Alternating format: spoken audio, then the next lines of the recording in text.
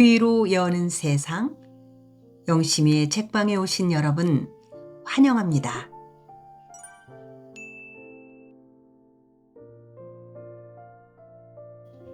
오늘 우리는 한승원님의 동학제를 함께하고 있습니다.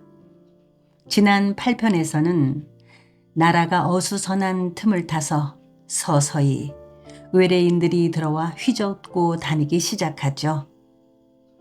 그들을 함부로 하지 못하는 것은 그들의 뒷배인 함대가 몰려와서 함포를 쏘아댈지 몰라서 뒷배가 없는 만만한 동학배들에게 덤터기를 씌워 고물을 받아먹는 형국이 되어가고 있습니다.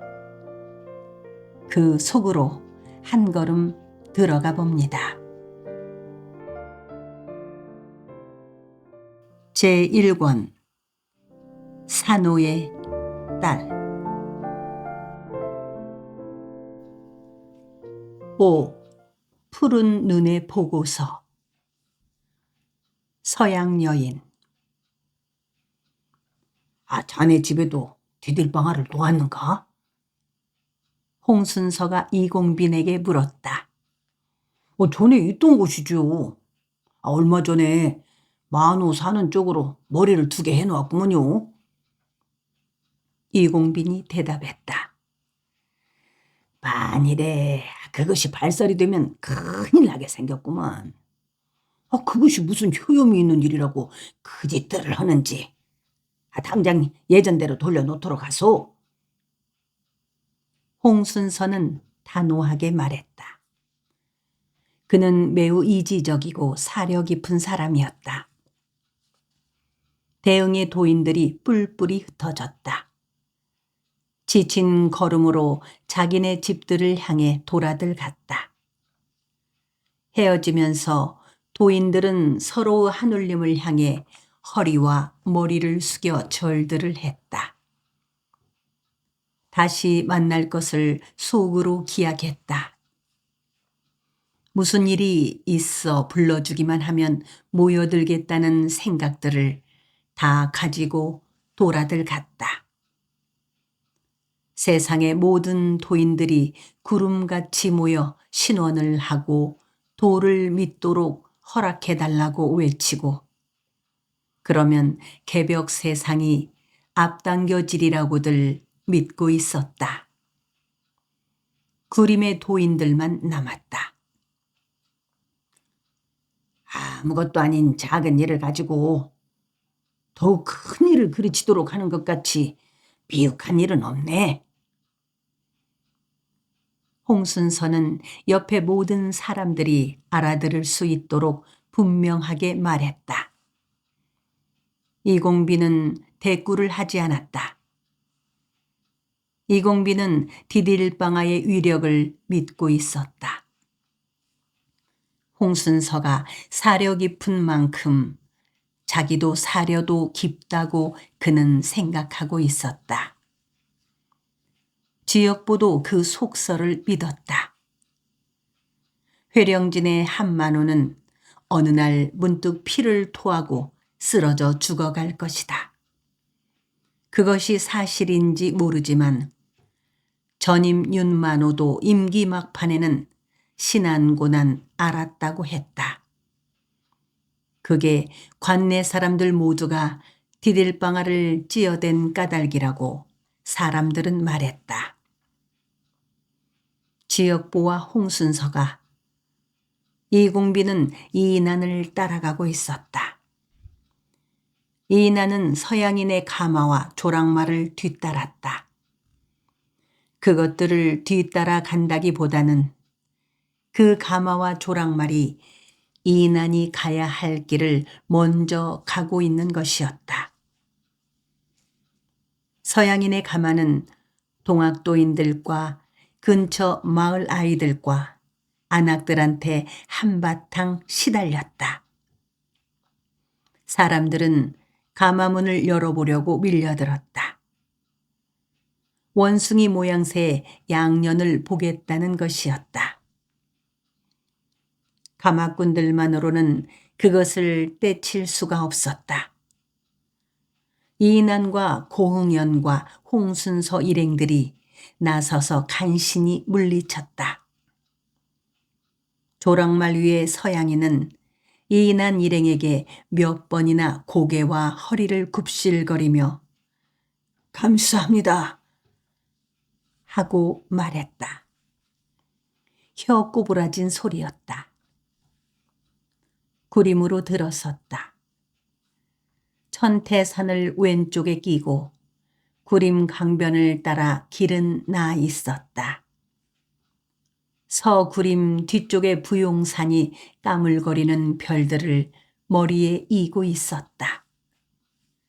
들판에는 짙은 어둠이 깔려 있었다. 서양인의 가마와 조랑말은 삼거리 주막마당에서 멈추어 섰다. 이인아는 그들보다 앞장서서 주막 안으로 들어갔다. 주인에게 서양인 일행을 재워주도록 하라고 말했다. 주모가 난색을 했다. 속 모르고 저 사람들을 재워줬다가 관아에서 알면 어쩔 것이오? 재워줄 방도 마땅치가 않아요. 동그림 쪽으로 가려던 이서원과 윤병호가 이인안을 향해 한마디씩 던졌다. 이난이 자네는 어쩐다고 저 죽여야 할 것들과 마부 노릇을 자임하고 나서는가? 우리들이 하자는 것이 바로 척양척외 아닌가? 저것들한 데서 뭘 얻어먹자는 것이오? 이인아는 이서원과 윤봉우의 말을 아랑곳하지 않았다. 주모에게 간청을 하듯이 말했다. 외부에서 발행해준 통행증이 있답니다. 그것을 내밀기만 하면 우리 꼴 사또나 벽사역 찰방은 먹을 것도 대주고 조랑말도 바꿔주게 되어 있답니다. 면임 동임들도 상관하지 않을 것이오. 나야 뭐 상관없는 일이지만은 이 사람들이 이국 땅에 와서 고생을 하는 것이 안타까워서 그러. 어리병신 같은 주인 남자 오장곤이 나오더니 복록방에서 자도록 해주자고 말했다. 주부 오봉이네가 주인 남자 오장곤을 향해 당신 어쩌려고 그러시오? 나 내보내고 나서 당신 혼자 살려면 마음대로 그렇게 하시오. 하고 볼멘 소리를 했다. 서양인이 주모 오봉이네 앞에 통행증과 은전을 내보이며 허리와 머리를 굽실거렸다. 날씨도 춥고 배도 고프고 가마꾼들 지쳐 있습니다. 가마 타고 있는 제 아내는 지금 많이 아프고 있습니다. 제발 너그러이 보살펴 주십시오. 모든 책임은 제가 지겠습니다. 돈 얼마든지 드리겠습니다. 약도 드리고 좋은 소식도 전해드리겠습니다. 서양인은 손짓 발짓까지 해가면서 애원을 하고 있었다. 가마꾼 하나가 다가와 주모 오봉이네 앞에 굽실거렸다. 자기가 이 서양인들을 따라 한 달 가까이를 여행하고 있다는 것을 말했다. 이때껏 어느 여관이나 주막에서 묵어도 아무 탈이 나지 않았음을 말해주었다. 주모 오봉이네는 강경했다. 냉랭하게 잘라 말했다. 이 밑으로 심리만 가면은 월산포가 있어요. 그리 가면은 원이 있을 것이오. 쓸데없이 여기서 꾸물거리지 말고 얼른 그리로 가보시오. 원은 나라에서 운영하는 여곽이었다. 무료로 재워주고 먹여주기도 했다. 주모, 나를 보아서라도 하룻밤만 재워주시오. 이인안이 주모 오봉이네에게 사정을 해보았다. 오봉이네가 강파르게 굳어졌던 얼굴을 펴면서 이난을 돌아보았다. 두 사람의 눈길이 허공에서 만났다. 주인 남자 오장공이 낮은 소리로 아무 일 없을 것 같군 하고 말했다. 오봉이네가 고개를 떨어뜨렸다. 이난이 그렇게 하라고 하니 따르겠다고 말했다. 그럼 어느 쪽 방으로 들어가라고 할 것이오? 이난이 아주 끝마무리를 지으려 들었다. 그때 동굴임 쪽에서 사람들의 발소리와 히덕거리는 소리들이 들려왔다. 흩어져 마을로 들어선 도인들한테서 원숭이 모양의 양년에 대한 말을 들은 사람들이 구경을 하러 몰려오고 있는 것이었다. 서양이는 주인 남자 오장공이 안내해준 복록방 쪽으로 갔다.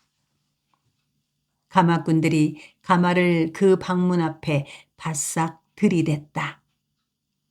가마문을 열었다. 서양인의 아내가 허리와 머리를 굽힌 채 나왔다. 주등의 흐릿한 광망이 서양 여인의 모습을 비추었다. 짧은 치마에 외투를 입은 그녀는 거무스레한 어둠에 젖어 있었다. 껑충하게 큰 키며 드높은 코며 꼬슬꼬슬하고 애프수수한 머리칼들이 괴기스럽기도 하고 짐승스럽기도 했다. 지역보와 홍순서와 이공빈과 고흥연은 그 가마에서 나온 서양 여자의 모습을 멍히 보고 서 있었다. 달려온 동그림 사람들이 그 가마와 복록방 문 앞을 둘러쌌다. 가마꾼들이 사람들을 억세게 밀어냈다. 서양인 부부는 도망치듯이 복록방 안으로 몸을 감추었다. 주인 남자 오장군이 광솔불을 켜들고 오면서 사람들에게 볼 것이 뭐 있다고 이렇게 몰려들어왔을 거에 하고 투덜거렸다. 복록방 문을 세차게 닫고 들어갔다. 소태기름 접시에 불을 붙였다. 창문에 검은 그림자가 어지럽게 움직였다. 구경꾼들은 더욱 불어났다.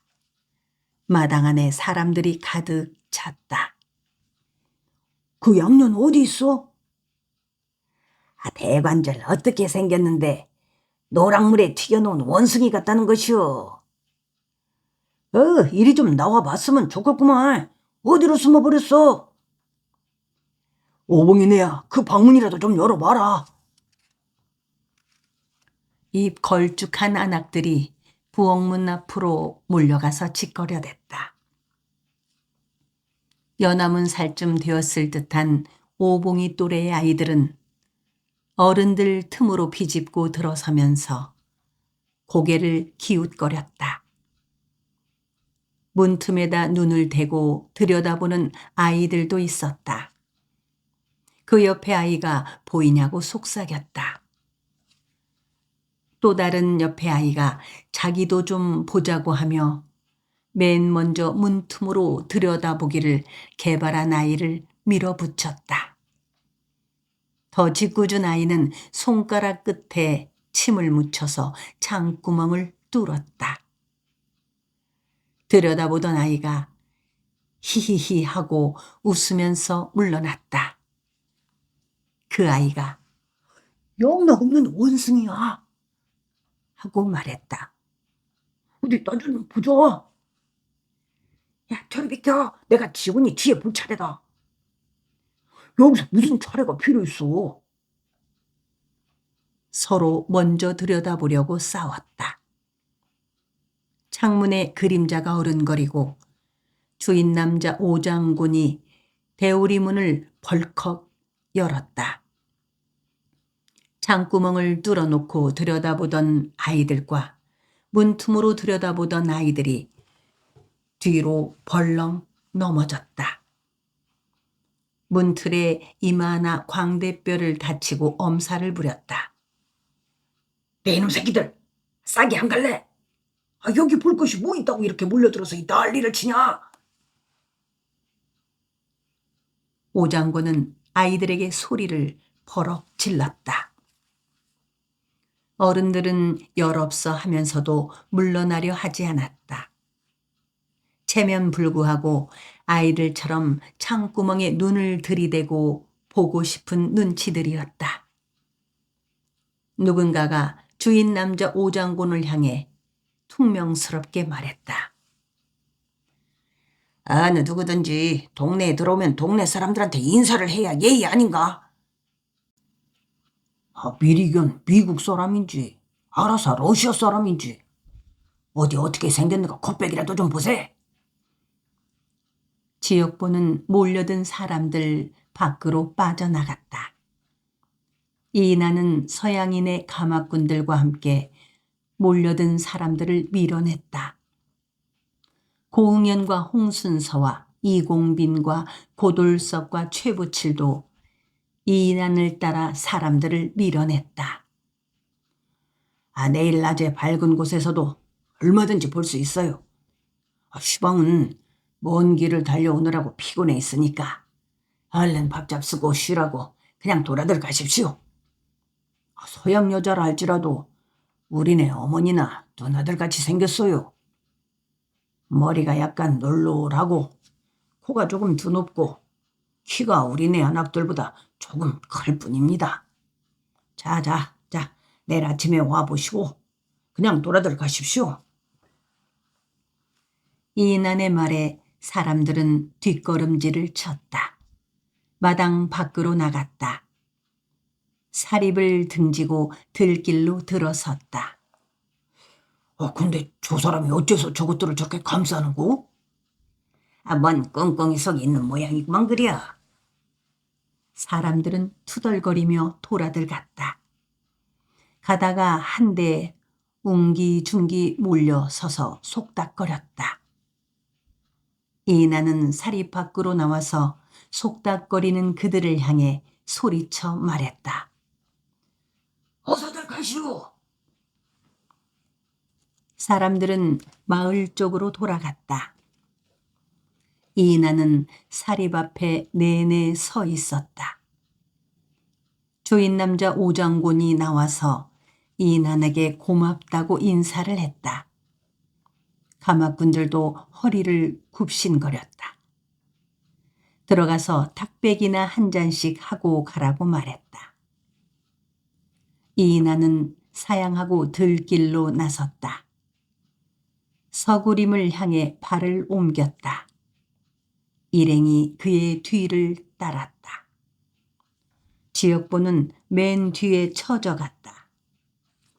이인한의 뜻을 알 수 없었다.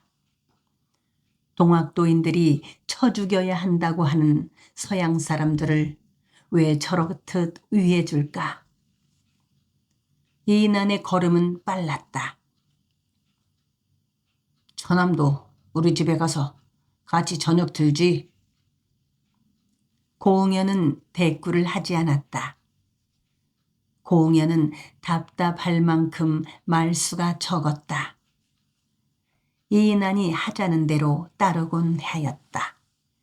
그는 서구림의 월산뜸 사람이었다. 지역보는 수런거리는 별들을 쳐다보았다. 이인한의 작은 댁 달림이를 떠올렸다.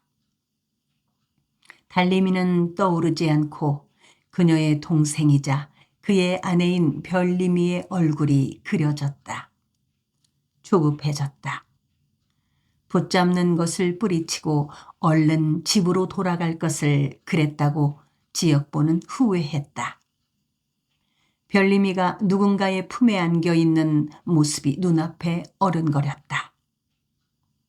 이인한의 작은 댁은 성문 뜸에 있었다. 이인한은 그리로 가고 있었다. 마을 앞에 이르렀을 때 히히덕거리면서 오는 사람들 몇을 만났다. 그들은 주막거리를 향해 가고들 있었다. 원숭이 같다는 양여자를 구경하러 가는 게 분명했다. 그들은 이인한 일행을 향해 누구냐고 물었다. 이인하님을 알고는 허리를 굽실거렸다. 주막에는 못 하러 가시오. 볼 것 하나도 없소. 시방 그 양사람들 방문 꽉 걸어 잠그고 잠자고 있습니다. 그냥 가십시다. 어서 따르시오. 이인한이 그들에게 말했다. 그들은 어둠 속에서 머쓱해졌다. 자기들끼리 서로의 얼굴을 살폈다. 이인한 일행은 그들 옆을 지나갔다. 어둠 속에 남은 사람들은 기왕 나선 걸음이니 한번 가보자거니 그냥 돌아가자거니 하고 잠시 실랑이질을 하였다. 이인한 일행을 따라오는 채하다가 다시 주막거리를 향해 갔다. 배는 고파 죽게 생겼어도 구경거리라면 천리길을 달려 들어갑니다. 참으로 묘한 사람들이요. 개 흘레만 붙어 있어도 사람들은 장바닥같이 몰려듭니다. 나는 그것이 낙천적인 기질 때문인 것 같아요. 이인하는 무슨 일인가를 단단히 벼르고 있는 눈치였다. 그는 서둘러 성문뜸으로 달려갔다. 그의 작은 사람 집은 성 안에 있었다. 반쯤 허물어진 집이었다. 방 2칸이 있었다. 한쪽 방에는 그의 장인 장모가 살았고 다른 한쪽 방에는 그의 첩인 달림이가 살았다. 장인 장모는 얼마 전에 이인한의 집에서 면천을 한 천만석 내외였다. 면천을 한 뒤에도 천만석과 그의 아내 지씨는 각기 따로 떨어져 살았다. 천만석은 일문뜸 이인한의 집에서 잔일, 큰일들을 다 거들어 주었다. 마당 한번 쓰는 일에서 거친 들일에 이르기까지를 그가 모두 맡아 했다. 그의 아내 지씨도 딸인 달림이의 시중을 웬만큼 들어주고는 일문뜸으로 달려가서 천만석과 함께 일을 죽이곤 했다. 이제는 당신네 살림살이를 생각하시오. 일문뜸에만 가시지 말고. 이인한이 이렇게 말을 하곤 해도 천만석 내외는 고개를 저었다. 어떻게 새님의 은혜를 그렇듯 저버릴 수가 있느냐는 것이었다. 그들은 면천을 시켜주었지만 스스로 그 면천을 포기한 셈이었다. 이인한 일행이 대문간에 들어서자 그의 장모 지씨와 첩인 달림이가 맨발로 뛰어나왔다. 천만석의 모습은 보이지 않았다. 그는 일문뜸 이인한의 집 사랑채에서 먹고 자곤 하는 것이었다. 장모 지씨는 마당에 엎드려 절을 했다. 달림이도 그랬다. 이인한이 장모를 향해 짜증스럽게 말했다. 장모, 제발 그러지 말랬잖소. 이인한이 몇 차례든지 자기에게 그런 절을 하지 말라고 당부를 했는데도 장모 지씨는 듣지 않았다. 여느 때 그녀는 오히려 자기 마음이 편한 대로 할 터이니 두고 보시라고 그에게 통사정을 하곤 했다. 일행은 이인한의 방으로 들어갔다. 첩살림살이를 하는 방이래야 별것이 없었다. 방 안 등물은 기껏 이불과 요 한 채와 베개 2, 구석에 놓인 허름한 고리짝 하나. 바람벽에 걸린 달림이의 옷가지들 서너 점이 고작이었다. 달림이와 그의 어머니 지씨는 부엌에서 부산스럽게 밥 준비를 했다. 최부칠과 고돌석이 지역보를 위해 닭을 잡았다. 장인 장모가 작은 사위를 생각하고 품에 품어서 키웠다는 씨암탉이었다. 나물밥이었다. 쌀이 한 톨도 들어있지 않았다. 보리알들과 검은 콩들이 드문드문 섞여 있었다. 하얗게 삶은 닭이 밥상 한가운데 올라왔다. 오랜만에 온 작은 사위 지역보를 위하여 장모 지씨가 내놓은 것이었다. 얼마 만에 보는 닭고기의 얼굴인가. 방 안에는 닭고기의 냄새가 가득 찼다. 방 안에 둘러앉은 사람들 속에서는 회가 동했다. 한 입을 먹기도 전에 먼저 군침이 입안 가득 들어찼다. 아따, 옥보 때문에 속에 돋은 털 한 번 씻어내게 생겼다. 이공빈이 군침을 삼키면서 너털거렸다. 자자, 드십시다. 참말로 우리 장인 장모가 품에 키워서 키운 씨암탉이랍니다. 이 작은 사유를 위해서. 이인환이 좌중을 둘러보고 말했다. 홍순서가 옥보의 어깨를 툭 쳤다. 어떤 사람은 무슨 팔자가 그런단가. 꽃같이 예쁜 각시에다 이렇게 생각해주는 장인 장모에다가. 최부칠이 닭다리 하나를 지역보의 손에 쥐어주었다. 최부칠의 코는 실룩거리고 있었다.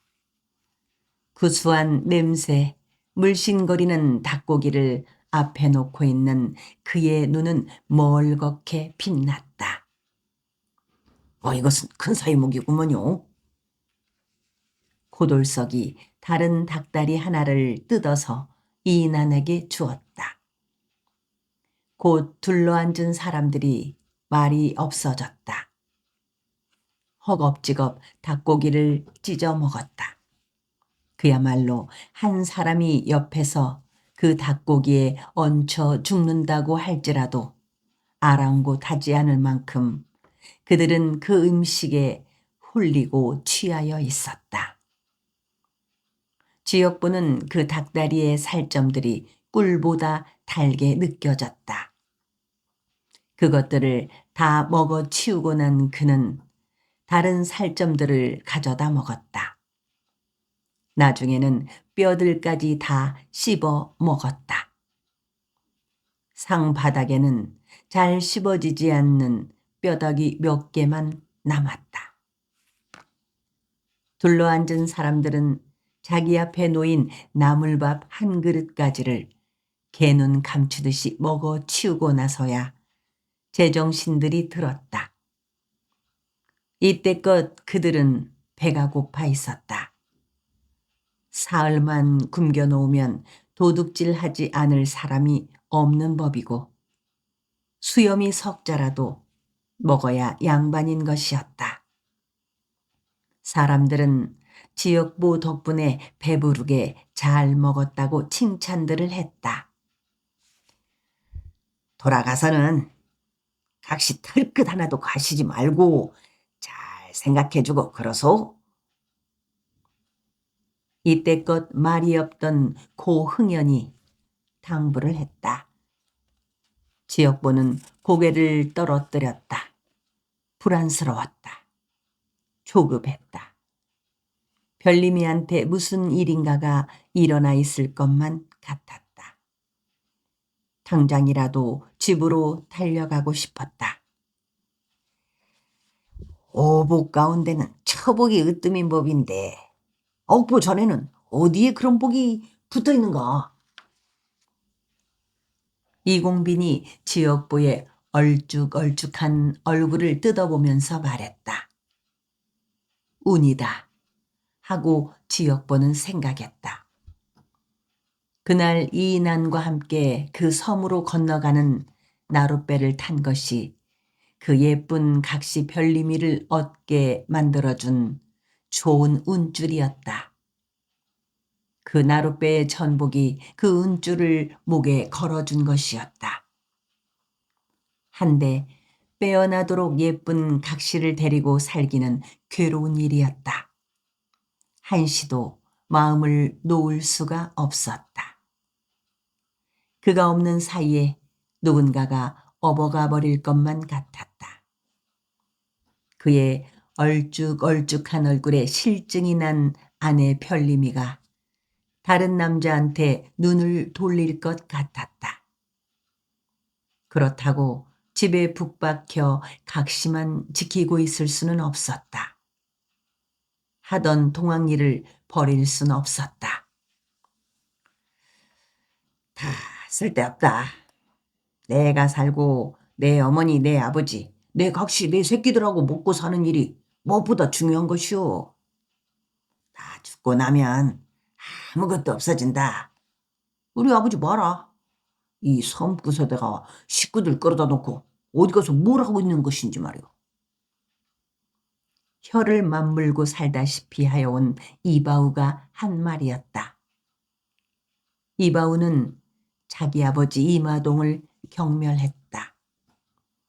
엎드려 순응하고 사는 것이 아니고 뻣뻣하게 대들다가 아내와 자식들을 매맞게 하고 굶기고 그러는 것이 무슨 아버지냐는 것이었다. 아버지가 아니고 원수라는 것이었다. 내가 어째서 이렇게 고참복 밑에 붙어서 벌벌 기고 사는 줄 아냐? 그 원수 때문이다. 나는 그 아버지가 돌아와도 아버지라고 부르지 않을 것이다. 참말로 그렇게 할 수만 있다면 성을 갈아버리고 싶다. 지역보는 몇 번이든지 망설였다. 이바우의 말대로 소금 장사를 걷어치우고 눌러앉아 각시만 보듬고 살고 싶었다. 헌데 그 각시 별림이를 안겨줄 이인안의 얼굴을 보면 그럴 수가 없었다. 이제는 이인안의 몸을 호위하고 그의 수종 노릇을 하면서 개벽 사상이 보다 빨리 오게 해달라고 그의 속에 든 한울림한테 심고를 부지런히 할 수밖엔 없었다.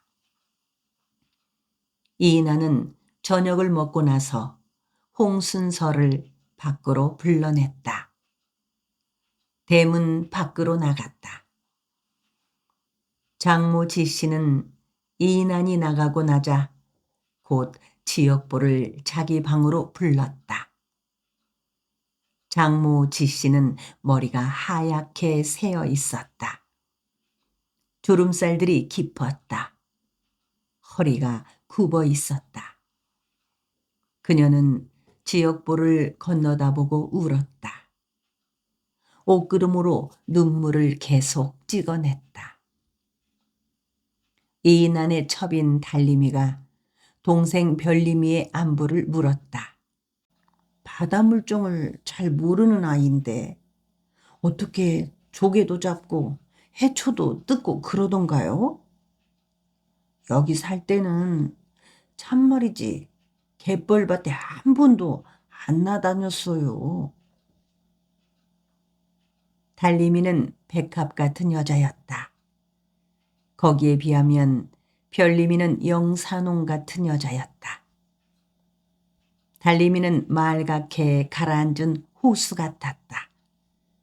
별림이는 춤추듯 날아다니는 흙두루미 같았다.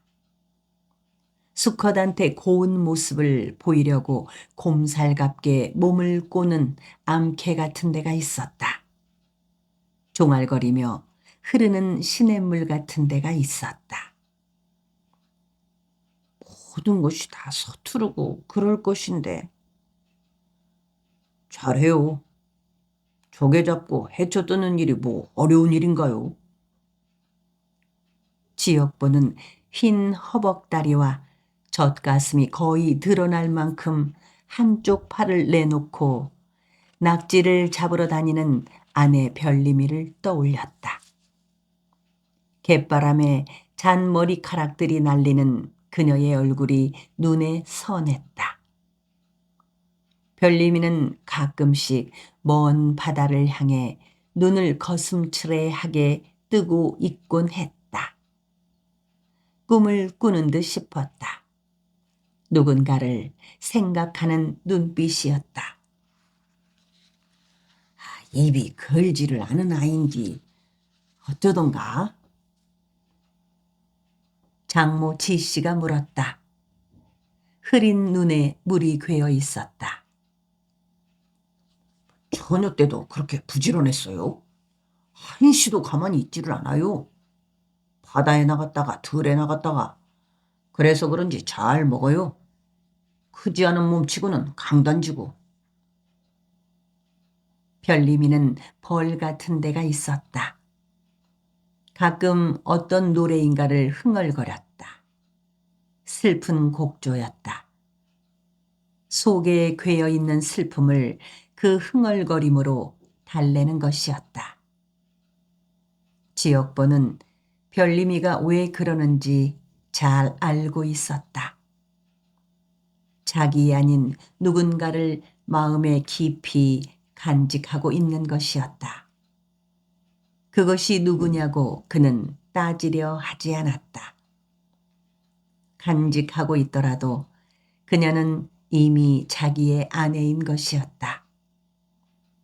자기의 아기 하나를 낳기만 하면 그녀가 마음에 둔 사람을 잊으리라고 생각했다. 자기 아내 별림이가 마음에 깊이 간직하고 있는 그 사람이 어쩌면 이 이난일지도 모른다고 지역보는 생각했다. 그 대상이 이난이라면 탓하지 않을 생각이었다. 여자 아닌 남자이면서도 가끔 그는 이난을 흠모하곤 했다. 이난은 이상스럽게 사람의 마음을 끄는 구석이 있었다. 너무 오래 집 피우지 마셔요. 외로움을 잘 타는 아이예요. 달림이가 당부했다. 그 말에 지역보는 고개를 떨어뜨렸다. 한 번 나선 소금 장사를 어떻게 걷어치울 것인가. 그가 그 소금 장사를 그만두면 모든 줄이 끊어지는 것이었다. 그의 소금찜은 한 마을의 집강과 다른 마을의 집강 사이를 이어주고 홍집강과 이접주의 사이를 이어주었다. 어떤 때는 접주와 도소와의 교통을 해주기도 하였다. 포덕을 하러 다니는 집강과 접주를 따라다니기도 했다. 어찌할 수가 없었다. 그가 그 일을 하지 않아 버리면 그 자리에 커다란 구멍이 뚫리게 되는 것이었다. 주저앉아 버리면 그의 가슴에도 동굴 같은 구멍이 패일 것이다. 개벽 세상이 올 때까지는 어차피 참고 이겨내야 하는 것이었다. 외로움 잘 타기는 저도 마찬가지예요. 지역보는 목이 울컥 메었다. 글쎄, 예로부터 부부는 한 지붕머리에서 살아야 한다고 했는데. 장모 지씨는 한숨 어린 소리로 말했다. 백정의 아들. 억보의 아버지 지상만은 백정이었다. 내덕도로 도망을 왔다. 혼자서 온 것이 아니었다. 이웃집의 청상과부 곽씨하고 눈이 맞았던 것이다. 그 과부 곽씨의 배가 불러왔으므로 그들은 어느 날 밤보찜을 쌌던 것이다. 지상만과 곽씨는 거지처럼 떠돌면서 날품을 들었다. 세터 말까지 흘러들어왔다. 이바우의 아버지 권유로 그 마을에 뿌리를 박았다. 어느 겨울날 한낮에 참봉이 지상만을 불러들였다. 참봉집 마당으로 들어서자 그 집 종들이 지상만을 애워쌌다. 그를 꿇어 앉혔다. 참봉이 툇마루 위에 선 채 수염을 쓰다듬으면서 그를 내려다보았다. 너 이놈, 어디서 뭐라고 살다가 흘러들어왔느냐? 이실 짓고 하렸다. 만일 그렇지 않으면 관가에 알려 추리를 틀게 할 터이다. 참봉은 집안이 찌릉 울리도록 호령을 했다. 참봉집의 기와지붕 머리에 눈 시리게 푸른 하늘이 걸려 있었다.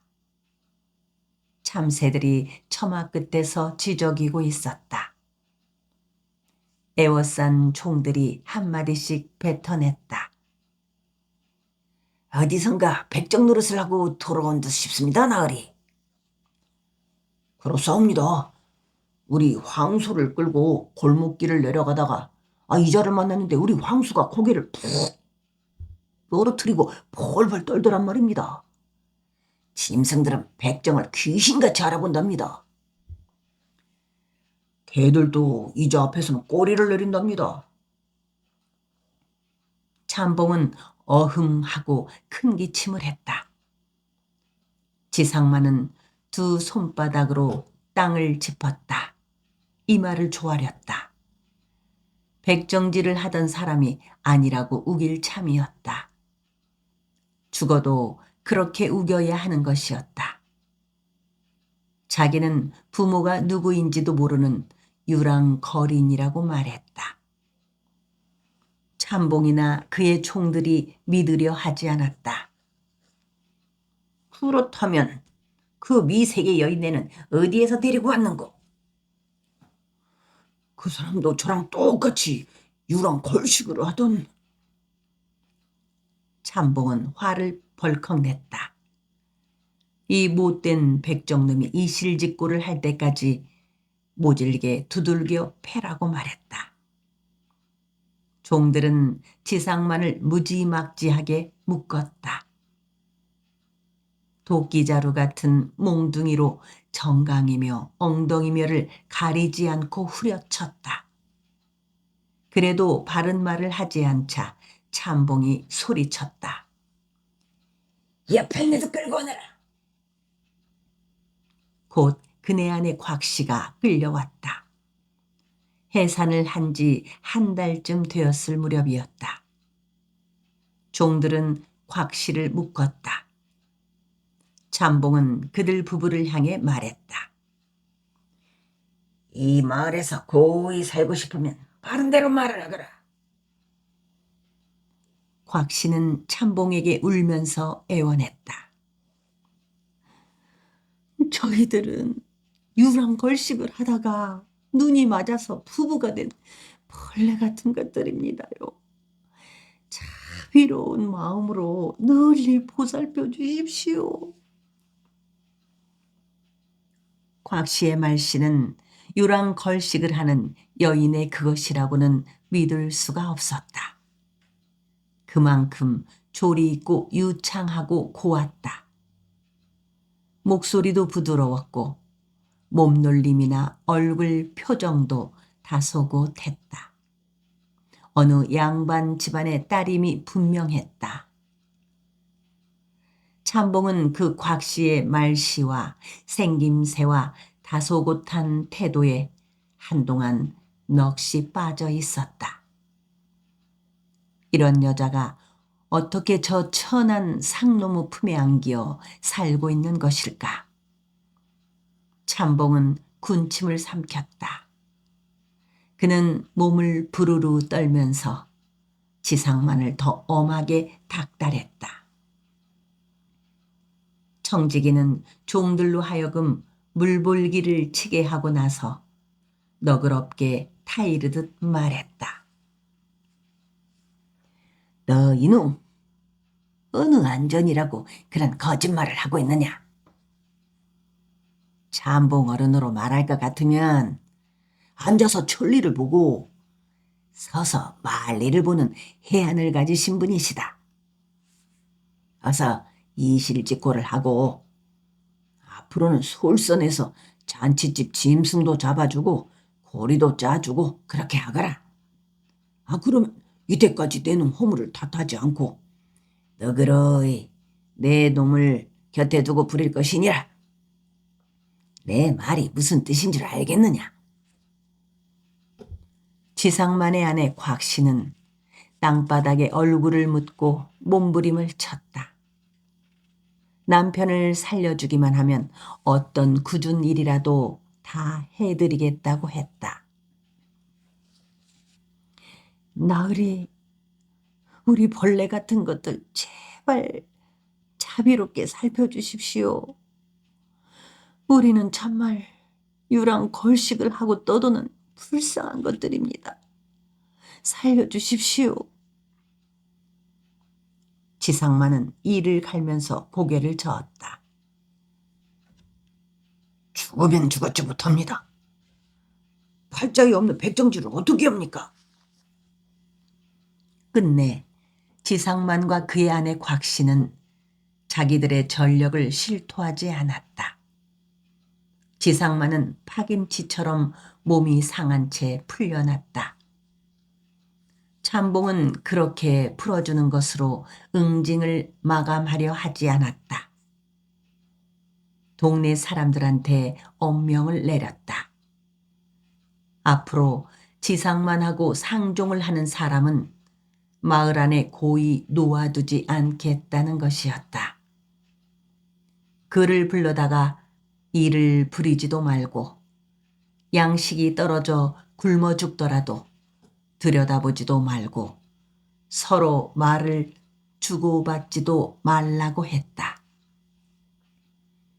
지상만의 아내 곽씨는 걸레처럼 짓물러진 남편한테 생지황을 다려 먹이기도 하고 개똥물을 해 먹이기도 했다. 약을 지어다가 다려 먹이기도 했다. 그러나 그 사형의 독은 쉽사리 풀리지 않았다. 내종이 생겼고 그로 말미암아 위아래로 피를 쏟고 죽어갔다. 늦은 겨울 한방눈이 내리던 날 밤이었다. 아무도 지상만의 움막 근처에 가려 하지 않았다. 이바우의 아버지 이마동만은 아랑곳하지 않고 달려가서 지상만의 시신을 수습했다. 바지개에다 짊어지고 나갔다. 그 시신을 매장하고 산을 내려오는 이마동을 참봉의 종들이 둘러쌌다. 이마동은 그들을 하나씩 밀치고 집을 나가버렸다. 말을 하는 사람에 따라서는 이마동이 집을 나가면서 참봉집에 들어가 참봉을 또한 그렇게 한번 들어 엎어버렸다고 했다. 참봉이 허리를 잘못 쓴 까닭이 이마동한테 그렇게 당한 때문이라는 것이었다.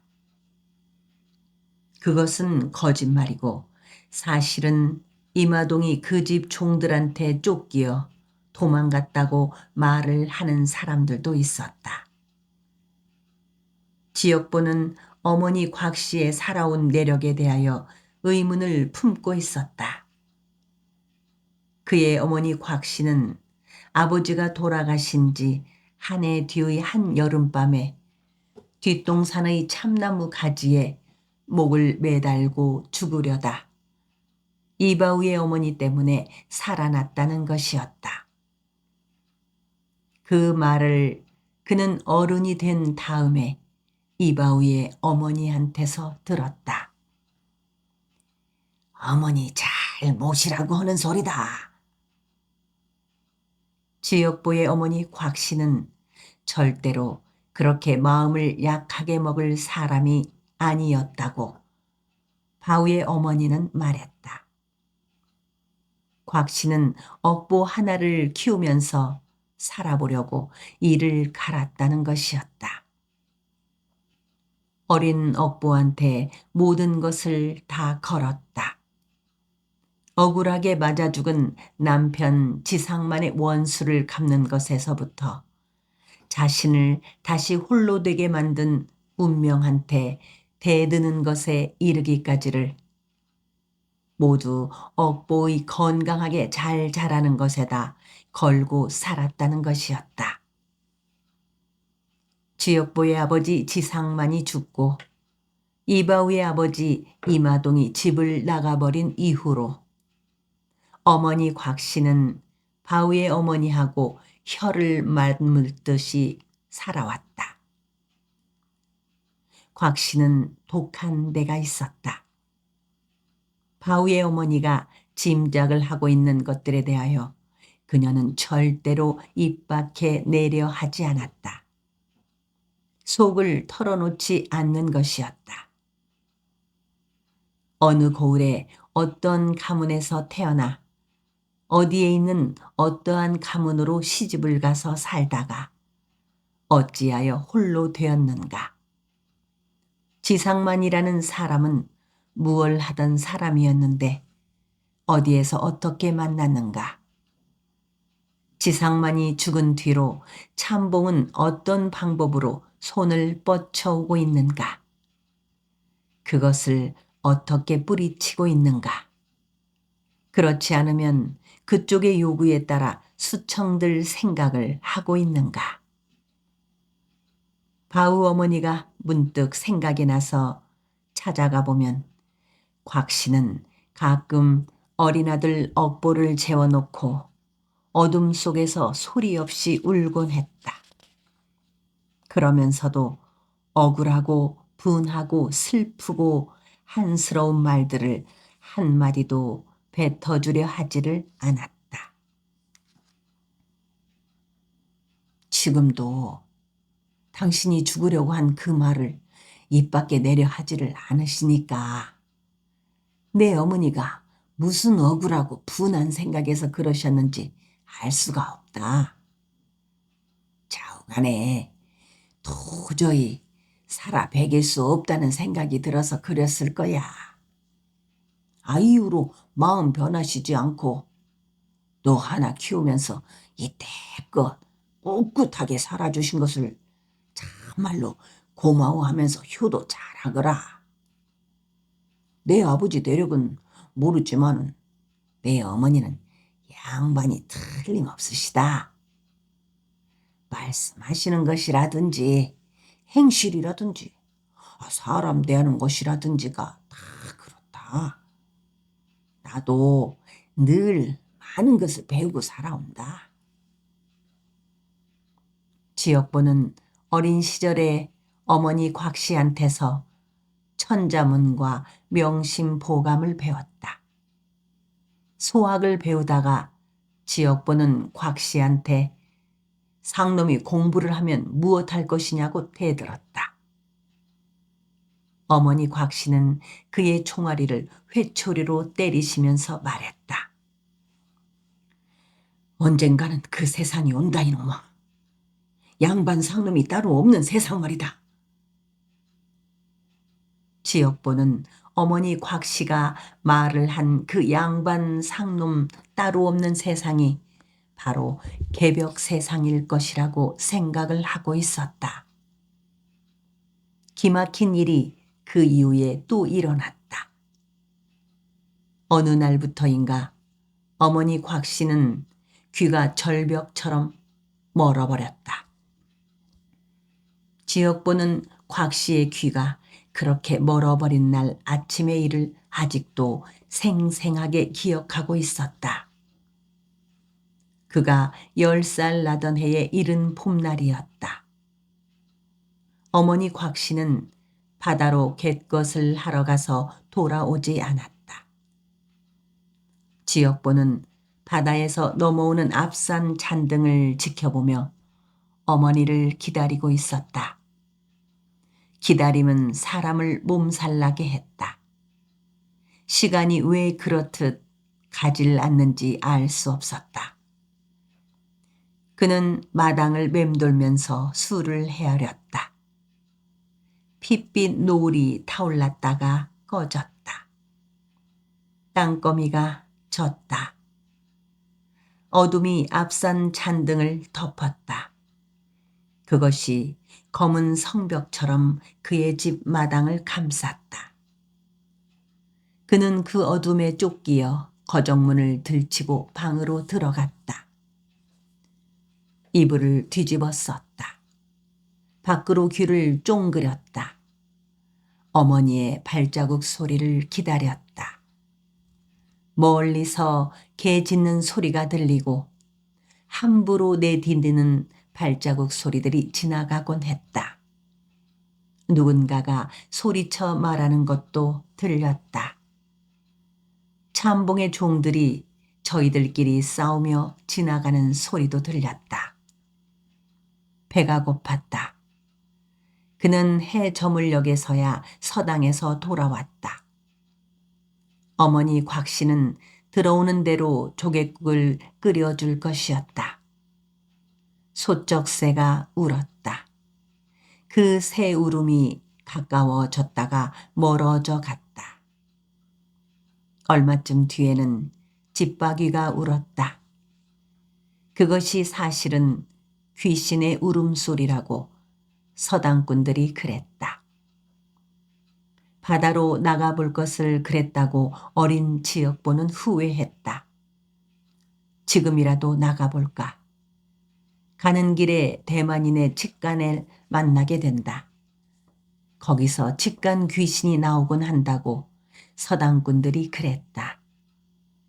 잠을 자다가 귀신들의 상여 내가는 소리를 들었다고 또 바우가 그랬다. 바다로 어머니 곽 씨의 마중 나가기를 포기하고 어린 지역보는 귀를 쫑그렸다. 방바닥에 귀를 붙이고 있으면 아주 먼 데서 들려오는 발소리까지도 들을 수 있었다. 배에서 쪼르륵 소리가 났다.